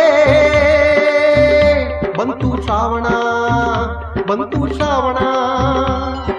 ಶ್ರಾವಣ ಬಂತು ಕಾಡಿಗೆ, ಬಂತು ನಾಡಿಗೆ, ಬಂತು ಬೀಡಿಗೆ, ಬಂತು ಶ್ರಾವಣ, ಬಂತು ಶ್ರಾವಣ. ಕಡಲಿಗೆ ಬಂತು ಶ್ರಾವಣ ಕುಣಿಧಾಂಗ ರಾವಣ, ಕಡಲಿಗೆ ಬಂತು ಶ್ರಾವಣ ಕುಣಿಧಾಂಗ ರಾವಣ. ಕುಣಿತಾವ ಗಾಳಿ ಭೈರವನ ರೂಪತಾಳಿ, ಕುಣಿತಾವ ಗಾಳಿ ಭೈರವನ ರೂಪತಾಳಿ. ಶ್ರಾವಣ ಬಂತು ಕಾಡಿಗೆ, ಬಂತು ನಾಡಿಗೆ, ಬಂತು ಬೀಡಿಗೆ, ಬಂತು ಶ್ರಾವಣ, ಬಂತು ಶ್ರಾವಣ. ನೀವು ಆ ಗಿರೀಶ್ ಕಾರ್ನಾಡ್ರ ಸಿನಿಮಾ ಬಗ್ಗೆ ಹೇಳಿದ್ರಿ, ಮತ್ತೆ ಈ ಕನ್ನಡ ಸಿನಿಮಾ, ಇನ್ನು ಯಾವ ಸಿನಿಮಾಗಳನ್ನೆಲ್ಲ ನೋಡ್ತಾ ಇದ್ರಿ ನೀವು? ನವ್ಯದ ಒಂದು ಉಚ್ಛ್ರಾಯದ ಸ್ಥಿತಿ ಪ್ರಭಾವ ಇತ್ತಲ್ಲ, ಆಗ ಎಕ್ಸ್ಪೆರಿಮೆಂಟಲ್ ಮೂವಿಗಳು ಬರ್ತಾ ಇದ್ವು.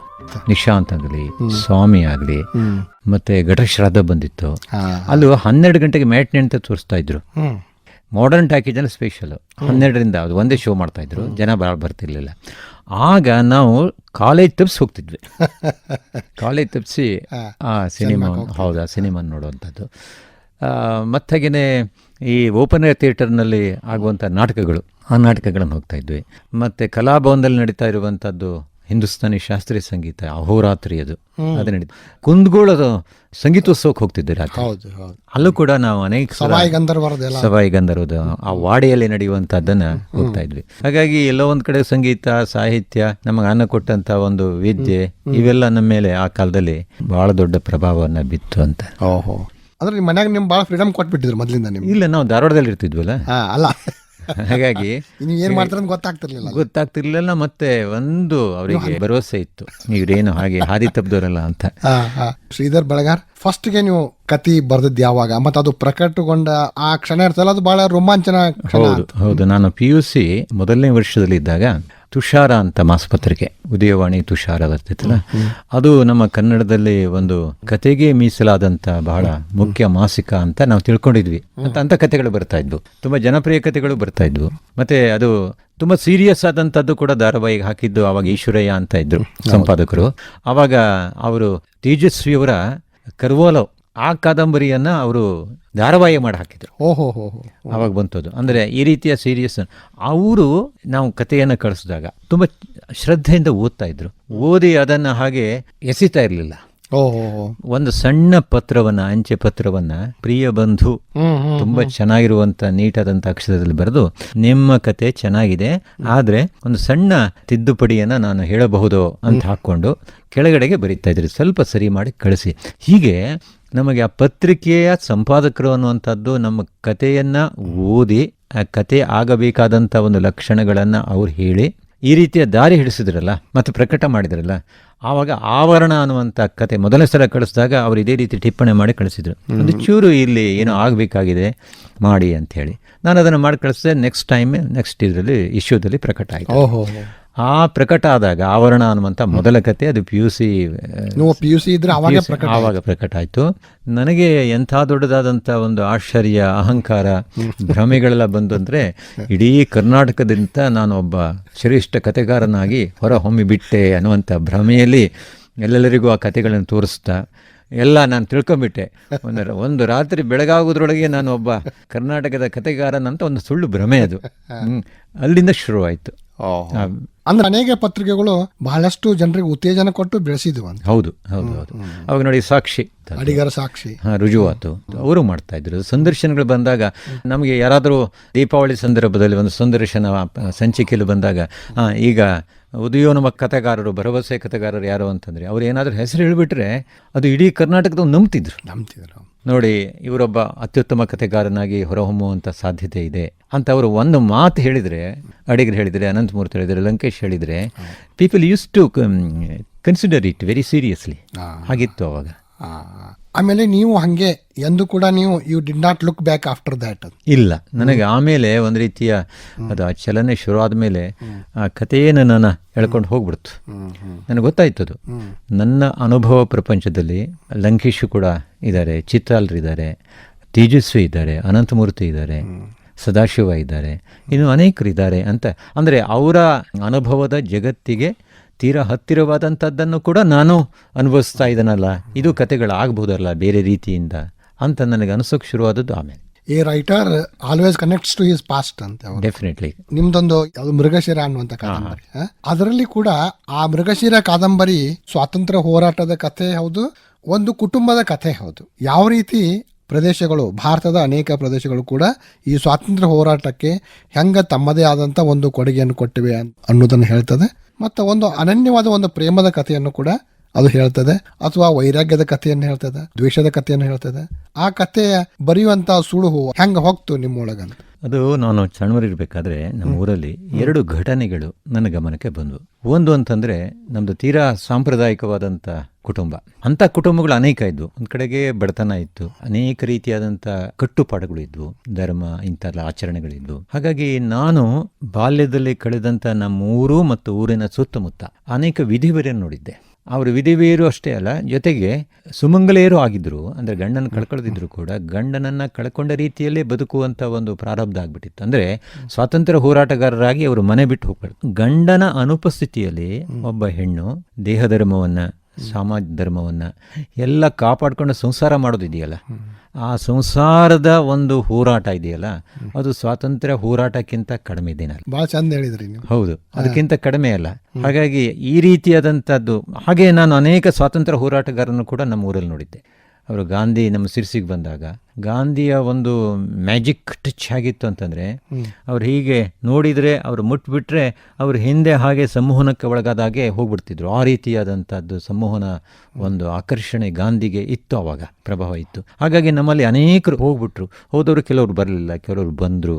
ಅವರ ಅನುಪಸ್ಥಿತಿಯಲ್ಲಿ ಏನಾಯ್ತಪ್ಪ ಕತೆ, ಅದು ಕರೆಕ್ಟ್. ಅದ್ರಾಗಿ ನೋಡಿ, ಆ ಸುಬ್ರಾಯಪ್ಪ ಅಂತ ಅನ್ನೋನು ಅವ್ನು ಹೋಗ್ತಾನೆ ಹೆಂಗೆ. ಹೌದು, ಅವನು ಆಕ್ಚುಲಿ ಸುಬ್ರಾಯಪ್ಪ ಸ್ವಾತಂತ್ರ್ಯ ಹೋರಾಟದಲ್ಲಿ ಹೋಗ್ಬಾರ್ದು, ಅಂದ್ರೆ ಮನೆಗೆ ಆಸರಿಯಾಗಿರುವಂತ ಸುಬ್ರಾಯಪ್ಪ ಹೋಗ್ಬಾರ್ದು ಅಂತ ಅವಾಗ ಮದುವೆ ಮಾಡ್ತಾರೆ ಅನ್ಸೂಯ ಅಂತ. ಹೌದು.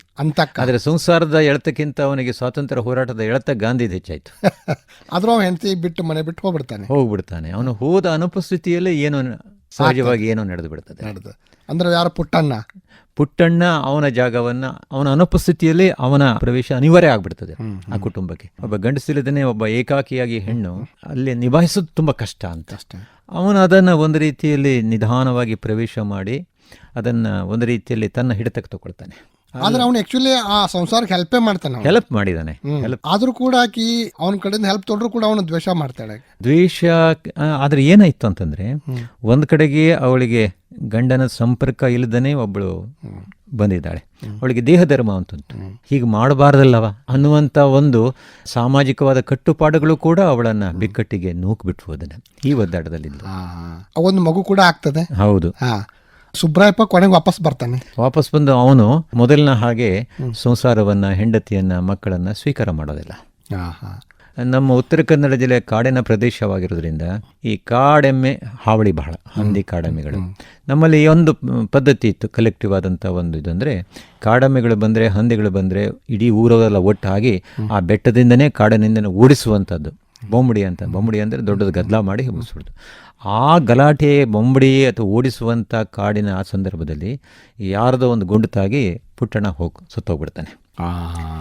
ಹೀಗಾಗಿ ಅಲ್ಲಿ ಒಂದು ಭೀಕರವಾದಂಥ ಹತ್ಯೆ, ಅದು ಕೊಲೆನೋ ಅಲ್ವೋ ಅಂತೂ ಗೊತ್ತಿಲ್ಲ. ಅಂದ್ರೆ ಸುಬ್ರಾಯಪ್ಪ ಮಾಡಿಸಿರ್ಬೋದು ಅನ್ನುವಂಥದ್ದು ಹೀಗೆಲ್ಲ ಸಂಶಯ ಶುರುವಾಗ್ಬಿಡ್ತು. ಇದು ಆ ಕಥೆಯ ಮತ್ತೊಂದು ಇದು. ಅದ್ರ ಜೊತೆಗೆ ಈ ಸಾಮಾಜಿಕ ಆಯಾಮಗಳಿದ್ದಾವೆ. ಆಮೇಲೆ ಒಂದು ಕುಟುಂಬ, ಅದು ಮಹಿಳೆ ಗ್ರಾಮೀಣ ಪ್ರದೇಶದಲ್ಲಿ ಎಷ್ಟೆಲ್ಲ ಕಟ್ಟಳೆಗಳನ್ನು ಅನುಭವಿಸಬೇಕಾಗಿ ಬರ್ತದೆ ಅನ್ನೋದು ಕೂಡ ಐತಿ. ಅದ್ರ ಜೊತೆಗೆ ಈ ಸ್ವಾತಂತ್ರ್ಯ ಹೋರಾಟದಲ್ಲಿ ಹಳ್ಳಿಗಳಲ್ಲಿ ಈ ಬ್ರಿಟಿಷರು ಆಗಿನ ಕಾಲಕ್ಕೆ ಎಷ್ಟೆಲ್ಲ ದರ್ಪ ತೋರಿಸ್ತಾ ಇದ್ರು ಅನ್ನೋದು ಕೂಡ ಐತಿ. ಇದೆ. ನೀವೆಲ್ಲ ಅವ ಎಷ್ಟೆಲ್ಲ ನಡೀತಿರ್ತಾನೆ ನೋಡ್ರಿ, ಒಂದಷ್ಟು ಭಾಳ ಚಿತ್ರಣ ಅದರಲ್ಲಿ ಕಣ್ಣಿಗೆ ಕಟ್ಟುವಂಗೆ ಅಥವಾ ನಮಗೆ ಭಾಳಷ್ಟು ಭೀಕರ ಅನಿಸಿಬಿಡ್ತದೆ. ಹೌದು. ಅಂದ್ರೆ ಇಂಥವುಗಳಿಂದ ನಾವು ಪ್ರೇರಣೆ ಪಡೋದು ಏನು ಮಾಡಬೇಕಾಗಿದೆ ಅಂದರೆ, ಅದನ್ನು ನಮ್ಮ ಮುಂದಿನ ಜನಾಂಗಗಳು ಇದನ್ನೆಲ್ಲ ಅರಗಿಸ್ಕೊಳ್ಬೇಕಂತ. ನಮಗೆ ಈಗ ಹಳೆಯತನ್ನು ಅರ್ಥ ಮಾಡ್ಕೊಳ್ಬೇಕಾದ್ರೆ ಒಂದು ಇತಿಹಾಸ ಪುಸ್ತಕಗಳು, ಮತ್ತೊಂದು ಸಾಹಿತ್ಯದ ಪುಸ್ತಕಗಳು. ನಾನು ಹೇಳ್ತೇನೆ, ಈ ಇತಿಹಾಸದ ಪಠ್ಯಗಳಿವೆಲ್ಲ, ಆ ಪಠ್ಯಗಳಿಗಿಂತ ಹೆಚ್ಚು ಸೂಕ್ಷ್ಮವಾದಂಥ ಸತ್ಯಗಳನ್ನು, ಒಳನೋಟಗಳನ್ನು, ದರ್ಶನಗಳನ್ನು ಕೊಡುವಂಥವರು ಈ ಕಾಲಘಟ್ಟದಲ್ಲಿ ದಾಖಲಾದಂಥ ಸಾಹಿತ್ಯದ ಕೃತಿಗಳಲ್ಲಿ. ಅದು ಒಂದು ಕಲ್ಪನೆ, ವಾಸ್ತವದ ಒಂದು ಸಂಕೀರ್ಣವಾದ ಎಳೆ ಇರಬಹುದು. ಆದರೆ ನಿಮಗೆ ಸಾಹಿತ್ಯ ಕೃತಿಯಲ್ಲಿ ದೊರಕುವಂಥ ಒಂದು ದೇಶದ ಚರಿತ್ರೆ ಇದೆಯಲ್ಲ, ಒಂದು ಕಾಲದ ಪಲ್ಲಟದ ಚಿತ್ರ ಇದೆಯಲ್ಲ, ಅದನ್ನು ನಾನು ಅಥೆಂಟಿಕ್ ಅಂತ ಹೇಳ್ತೇನೆ. ಈ ಹಿಸ್ಟಾರಿಕಲ್ ಇದಕ್ಕಿಂತ ಇದೇ ಅಥೆಂಟಿಕ್ ಅಂತ ಹೇಳ್ತೇನೆ. ಯಾಕೆಂದರೆ ಹಿಸ್ಟಾರಿಕಲ್ ಆದಾಗ ನಿಮಗೆ ವಾದ ವಿವಾದಗಳು, ಅದನ್ನು ವಿರೋಧಿಸುವಂಥದ್ದು, ಸುಳ್ಳು ಅನ್ನುವಂಥದ್ದು, ಉತ್ಖನನದಲ್ಲಿ ಮತ್ತೊಂದು ಸಾಕ್ಷಿ ದೊರೆತರೆ ಅದು ಹಳೆದು ಬಿದ್ದು ಹೋಗುವಂಥದ್ದು, ಈ ರೀತಿ ನಡೀತದೆ. ಆದರೆ ಇದಕ್ಕೆ ಆ ರೀತಿಯಾದಂಥ ಅಪಾಯ ಇಲ್ಲ ಸಾಹಿತ್ಯ ಕೃತಿಗೆ. ಅಂದರೆ ಅನುಭವವೇ ಒಂದು ಪ್ರಾಮಾಣಿಕವಾದಂಥ ಪ್ರಮಾಣ ಅಲ್ಲಿ. ನೀವು ಶ್ರೀಧರ್ ಬಳ್ಗಾರ್ ಇಂಥ ಕಥೆ, ಕಾದಂಬರಿ ಎಲ್ಲ ಬರೀಲಿಕ್ಕೆ ಅಂದ್ರೆ ಹೆಂಗೆ ಯೋಜನೆ ಇರ್ತದೆ? ನಮ್ಮ ಹೊಸ ಲೇಖಕರಿಗೆ ಒಂದು ಏನಾದ್ರು ಹೇಳ್ಬೋದಾ ಅಂತ? ಅಂದ್ರೆ ನಿಮ್ಮ ಅನುಭವವನ್ನು ಹಿಂಗೆ ಈ ಕಾಲಮಿತಿಯೊಳಗೆ ಬರೀತೇನೆ ಅಥವಾ ಇಷ್ಟೊತ್ತಿಗೆ ಬರೀತೇನೆ, ಹಿಂಗೆ ಬರೀಬಹುದು ಅಂತ ಅನ್ನುವಂಥದ್ದು ಏನಿಲ್ಲ. ನನಗೆ ಯಾವುದೇ ರೀತಿ ಟೈಮ್ ಟೇಬಲನ್ನು ಇಟ್ಕೊಂಡಿಲ್ಲ. ನಾನು ಒಂದು ರೀತಿಯಲ್ಲಿ ಬರವಣಿಗೆಯಲ್ಲಿ, ಓದಿನಲ್ಲಿ ತುಂಬ ಅಸ್ತವ್ಯಸ್ತವಾದಂಥ ಮನುಷ್ಯ. ಭಾಳ ಮಂದಿ ಹಂಗೆ ಇರ್ತಾರೆ. ಅಂದರೆ ನನಗೆ ಈ ಕ್ರಿಯೇಟಿವಿಟಿ ಮತ್ತು ಹಾಗೆಯೇ ಒಂದು ಸಿಸ್ಟಮ್ ಪ್ರಕಾರವಾಗಿ ಮಾಡೋದಿರ್ತದಿಲ್ಲ. ಅಚ್ಚುಕಟ್ಟಾಗಿ ನಿರ್ದಿಷ್ಟವಾದಂಥ ಒಂದು ವೇಳಾಪಟ್ಟಿಕೆಯನ್ನು ಹಾಕ್ಕೊಂಡು ಹೀಗೆ ಬರೀಬೇಕು, ಹಾಗೆಲ್ಲ ಸಾಧ್ಯನೇ ನನಗೆ. ನನಗೆ ಯಾವಾಗ ಲವಲವಿಕೆ ಅನಿಸ್ತದೋ, ಖುಷಿ ಅನ್ನಿಸ್ತದೆಯೋ ಯಾವಾಗಲೂ ಬರಿಬೋದು ನಾನು. ಬಟ್ ಬರೆಯೋಕ್ಕಿಂತ ಮುಂಚೆ ಒಂದು ಸ್ಥೂಲವಾದಂಥ ಬರೆಯುವ ಒಂದು ಕಲ್ಪನೆ ಇರಬೇಕು, ಕಲ್ಪನೆ, ಪ್ಯಾಷನೇಟ್ ಆದಂಥದ್ದು ಏನೋ ಒಂದು ಡಿಸೈನು ನನ್ನನ್ನು ಕಾಡ್ತಾ ಇರಬೇಕು. ಅದು ವರ್ಷಗಟ್ಟಲೆ ಕಾಡ್ತಾ ಇರ್ತದೆ. ಅದು ಯಾವಾಗ ಕೃತಿಯಾಗಿ ಅಮೂರ್ತವಾದಂಥ ಡಿಸೈನು ತನ್ನ ರೂಪವನ್ನು ಪಡ್ಕೊಳ್ತದೆ ಅಂತ ಖಚಿತವಾಗಿ ಹೇಳಕ್ಕೆ ಸಾಧ್ಯನೇ. ಆ ಡಿಸೈನು ಖಚಿತ ರೂಪ ಪಡೀಲಿಕ್ಕೆ ಶ್ರೀಧರ್ ಬಳ್ಗಾರ್ ಅವರ ಮಿಸಸ್ ಮಾಡುವಂಥ ಅಡಿಗೆ ಕೂಡ ಇರ್ತದಂತೆ. ಅವಳು ಸಹಕಾರ ಇದೆ. See the first reader of my story and ನಾವೆಲ್.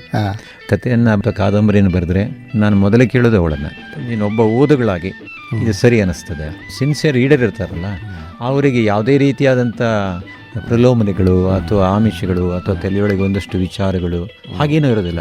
ಅವರು ಟ್ರಾನ್ಸ್ಪರೆಂಟ್ ಆಗಿ ನೇರವಾಗಿ ನನ್ನ ಎಲ್ಲ ಕೃತಿಗಳನ್ನು ಅವರು ಪ್ರೂಫ್ ರೀಡಿಂಗ್ ಮಾಡೋದು ಮನೆ. ಹೆಸರು ಸರೋಜ ಅವ್ರು ಮಾಡ್ತಾರೆ, ಅವಾಗ ನಿಮಗೂ ಸ್ಯಾಟಿಸ್ಫ್ಯಾಕ್ಷನ್ ಆಗುತ್ತೆ. ಹೌದು, ಅವ್ರು ಯಾಕೆಂದ್ರೆ ನಾನು ಮಾಡೋಕ್ಕಾಗೋದಿಲ್ಲ ನನ್ನ ಕೃತಿಯನ್ನು. ಯಾಕೆಂದ್ರೆ ನಾನು ಬರೀ ಶಬ್ದ ನೋಡೋದಿಲ್ಲ, ಶಬ್ದದ ಒಳಗೆ ಇಳಿದು ಹೋಗ್ಬಿಡ್ತೇನೆ ಆಳಕ್ಕೆ. ಆದರೆ ಅವರು ಮಾತ್ರ ಪ್ರೂಫ್ ರೀಡರ್ಸಿಗೆ ಅದೊಂದು ಕ್ವಾಲಿಟಿ ಬೇಕು, ಸ್ಪೆಷಲ್. ಶಬ್ದದ ಮೇಲೆ, ಕಾಗುಣಿತದ ಮೇಲೆ ನಿಲ್ಲಬೇಕು, ಅದಕ್ಕಿಂತ ಒಳಗೆ ಹೋಗಬಾರ್ದು. ಹೋದರೆ ನೀವು ತಪ್ಪಾದರೂ ನಿಮ್ಗೆ ಗೊತ್ತಾಗೋದಿಲ್ಲ. See the first reader of my story and novel. ನಿಮ್ಮ ಮನೆಯಲ್ಲಿ ಮಕ್ಕಳು ನಿಮಗೆ ಸಾಹಿತ್ಯಕ್ಕಿಂತ ಸಂಗೀತದ ಅಭಿರುಚಿಯಲ್ಲಿ ಇಲ್ಲ, ಸಂಗೀತ ಹಿರಿಯವಳು ಜರ್ಮನಿಲಿ ಇರ್ತಾಳೆ, ಅವಳು ಕ್ವಾಂಟಮ್ ಇಂಜಿನಿಯರು. ಅವಳು ಇಂಗ್ಲೀಷ್ನಲ್ಲಿ ಬರೀತಾಳೆ. ಅವಳು ಕೆಲವು ಪದ್ಯಗಳು ಇಂಡಿಯನ್ ಲಿಟ್ರೇಚರಲ್ಲಿ ಸೆಂಟ್ರಲ್ ಸಾಹಿತ್ಯ ಅಕಾಡೆಮಿ ಲಿಟ್ರೇಚರ್ನಲ್ಲಿ ಪ್ರಕಟ ಆಯಿತು. ಮತ್ತೊಬ್ಬಳು ಹಿಂದೂಸ್ತಾನಿ ಹಾಡ್ತಾಳೆ ಅವಳು. ನಿಮ್ಮ ಆಕಾಶವಾಣಿ ಅವರು ಅಪ್ರೂವ್ಡ್ ಕಲಾವಿದಳು, ಬಿಹಾರ್ನಲ್ಲಿದ್ದಾಳೆ. ಅದನ್ನ ನೋಡಿ, ಪಾಲಕರು ನಾವು ಒಳ್ಳೆ ಹಾದಿಯಲ್ಲಿದ್ರೆ ಅಥವಾ ಸಾಹಿತ್ಯ, ಸಂಗೀತ, ಕಲೆ, ಇಂಥ ಲಲಿತ ಕಲೆಗಳನ್ನ ನಾವು ಪೋಷಿಸ್ತಾ ಹೋದ್ರೆ ಅದನ್ನ ನಮ್ಮ ಹಿಂದಿನ ತಲೆಮಾರುಗಳು ಕೂಡ ಪೋಷಿಸ್ತಾವೆ ಅಂತ. ಹೌದು. ಅಂದ್ರೆ ನೀವು ಒಂದು ಮನೆಯಲ್ಲಿ ಬೆಳೀತಾ ಇರುವಂಥ ಸಂದರ್ಭದಲ್ಲಿ ಮಕ್ಕಳು ಅಂತ ಒಂದು ಪರಿಸರ ಪ್ರಭಾವ, ಒಂದು ವಾತಾವರಣ ಇದ್ರೆ ಆ ವಾತಾವರಣ ಸಾಕು ಅವರಿಗೆ ಒಲವನ್ನು ಮೂಡಿಸೋದಕ್ಕೆ. ತುಂಬಾ ಸಂತೋಷ ಶ್ರೀಧರ್ ಬಳಗಾರ್, ನೀವು ಬಹಳ ಒಳ್ಳೆಯ ಅನುಭವಗಳನ್ನ, ಸ್ವಾರಸ್ಯಕರ ಸಂಗತಿಗಳನ್ನ ನಮ್ಮ ಲಕ್ಷಾಂತರ ಅಭಿಮಾನಿ ಕೇಳುಗರೊಂದಿಗೆ ಹಂಚಿಕೊಂಡ್ರಿ. ನಿಮ್ಮ ಈ ಸಾಹಿತ್ಯ ಯಾತ್ರೆಯ ಪಯಣ ಎಂದೂ ಮುಗಿದೇ ಇರಲಿ, ಮತ್ತೆ ಲೇಖಕರಿಗೆ, ಓದುಗರಿಗೆ ಅದು ಪ್ರೇರಣಾದಾಯಕ ಆಗಿರ್ಲಿ ಅಂತೇಳಿ ನಾನು ಆಸೆ ಮಾಡ್ತೀನಿ, ಅಪೇಕ್ಷೆ ಪಡ್ತೀನಿ. ನಮಸ್ಕಾರ. ನಮಸ್ಕಾರ. ಈ ಮಾತು ಮುಗಿಯೋದಿಲ್ಲ, ಮುಂದುವರಿಯುತ್ತದೆ ನಾವೆಲ್ಲರೂ ಭೇಟಿಯಾದಾಗ. Thank you. ಕ್ಷಿತಿಜ ಸಾಹಿತ್ಯಿಕ ಮಾತುಕತೆ ಇದುವರೆಗೆ ಪ್ರಸಾರವಾಯಿತು. ಭಾಗವಹಿಸಿದ್ದವರು ಕಾದಂಬರಿಕಾರ ಶ್ರೀಧರ್ ಬಳಗಾರ್. ಪರಿಕಲ್ಪನೆ ಹಾಗೂ ಪ್ರಸ್ತುತಿ ಡಾಕ್ಟರ್ ಬಸು ಬೇವಿನಗಿಡದ್. ಪ್ರಸ್ತುತಿ ನೆರವು ಶೈಲಜಾ ರಾಜ್ಕುಮಾರ್.